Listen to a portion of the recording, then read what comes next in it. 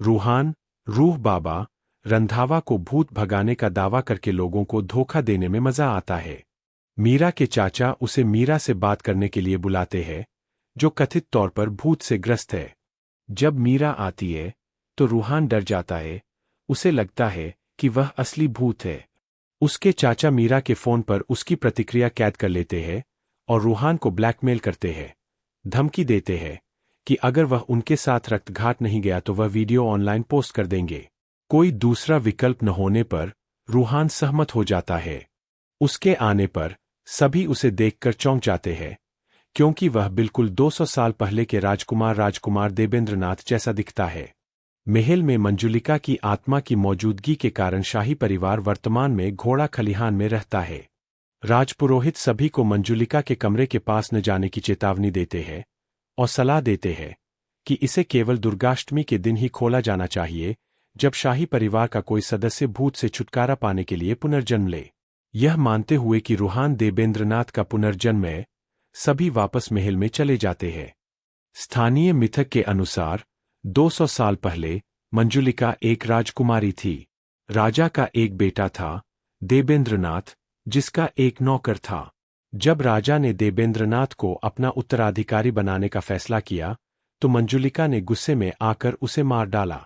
प्रतिशोध में राजा ने मंजुलिका को जिंदा जला दिया और उसकी प्रतिशोधी आत्मा अब महल में भटकती है, जो कई मौतों के लिए जिम्मेदार है। मीरा महल पर काम करने के लिए एक जीर्णोद्धार दल को बुलाती है, ताकि इसे बेचा जा सके। टीम लीडर मल्लिका में भूत होने के लक्षण दिखने लगते हैं। रूहान को असली भूत के बारे में पता चलता है और वह भागने की योजना बनाता है, लेकिन उसे एहसास होता है कि जाने से पहले उसे अपना वीडियो मिटाना होगा। उसे खोजते समय उसे पता चलता है कि मीरा ने चुपके से उसकी तस्वीरें खींच ली है, जो उसके लिए रोमांटिक भावनाओं का संकेत देती है। जब उससे पूछा जाता है, तो वह इसकी पुष्टि करती है। रूहान वहीं रहने का फैसला करता है, लेकिन जल्द ही उसे पता चलता है कि पंडित, पंडितायन और छोटे पंडित पहले से ही मंजुलिका के कमरे में रह रहे हैं। वे बताते हैं कि वे सभी को डराने की कोशिश कर रहे थे ताकि वे वहां शांति से रह सकें। जीर्णोद्धार दल कमरे पर कब्जा कर लेता है और गलती से एक दीवार तोड़ देता है, जिससे एक छिपा हुआ रास्ता खुल जाता है, जो भैरव कवच से सील किए गए कमरे की ओर जाता है। उत्सुक राजपुरोहित महल के इतिहास के बारे में और अधिक शोध करने का फैसला करता है। संपत्ति बेचने के लिए बेताब राजा साहब रूह बाबा की मदद से भैरव कवच को तोड़ने का फैसला करते हैं। जैसे ही वे दरवाजा खोलते हैं, राजपुरोहित खबर लेकर आता है कि कमरा अंजुलिका, मंजुलिका और देवेंद्रनाथ की बड़ी बहन का है। वह बताता है कि 200 साल पहले राजा की 2 बेटियां थीं जो एक दूसरे से घृणा करती थीं। महल की भूतिया प्रतिष्ठा को जानने के बावजूद मंदिरा संपत्ति के बारे में अधिक जानने के लिए एक संभावित खरीदार के रूप में आती है। मल्लिका से मिलने के बाद अजीबोगरीब घटनाएं होने लगती है।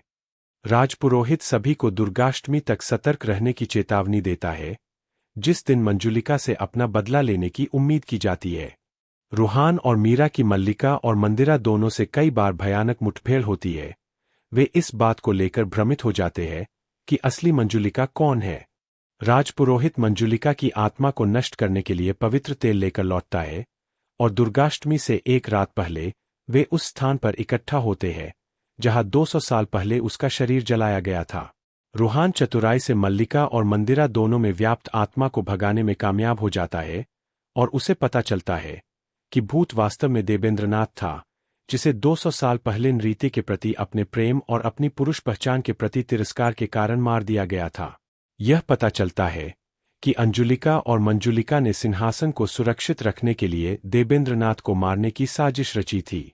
राजा के सामने आने के बाद उसने अपने मंत्रियों को उसे जिंदा जलाने का आदेश दिया।